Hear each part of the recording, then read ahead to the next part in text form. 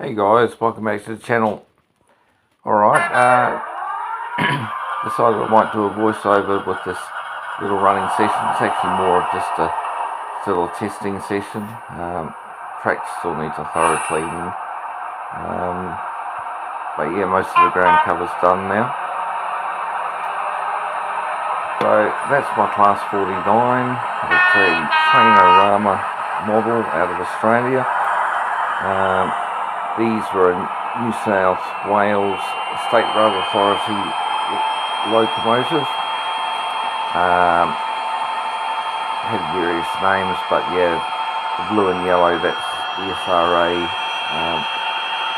livery. They were built in the mid to late 60s from memory. I like this livery. When I lived in Sydney in the 90s,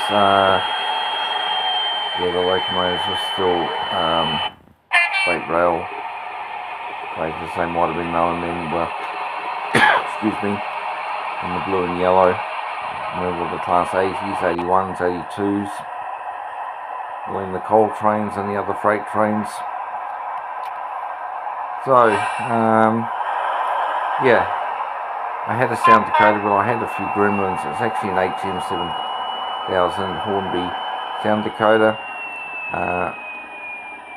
For any Australian viewers, it is not a prototypical sound, but it's something close enough to what the real locomotive sounds like from when I was watching some videos of them. So it's now got a bit of life. But yeah, originally there was a bug in the chip and I had to keep reprogramming it. I think it's come right. I may even change the sound profile to an MTU engine. This is the Valencia engine, and we'll just see how that sounds. But yeah, overall it's running quite well. My only criticism of this locomotive is it's just got noisy gears in it, just a little bit loud. But as I don't have a complete any tail chasing layouts, I can't actually probably run it in. So I may purchase some lubricating grease. See, it's just paused there. Couple of little dirty spots here. I've actually have slowed it down. I was about to change the point. I realised I hadn't changed that point coming into the siding. So as you can see, I'm very happy with the ground scatters, using some gravel and some weathering powders rubbed into it. Still a bit more detailing to go. Obviously there's no figures on the layout. There's a few more structures to go on here, and there's also the extension, which will either hinge off the end or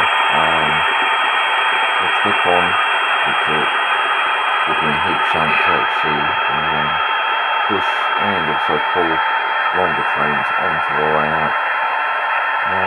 The building, cold storage, or the food company in the background where that refrigerated car is going to be weathered. Alright guys, that's about all for now. Thanks for watching. More rolling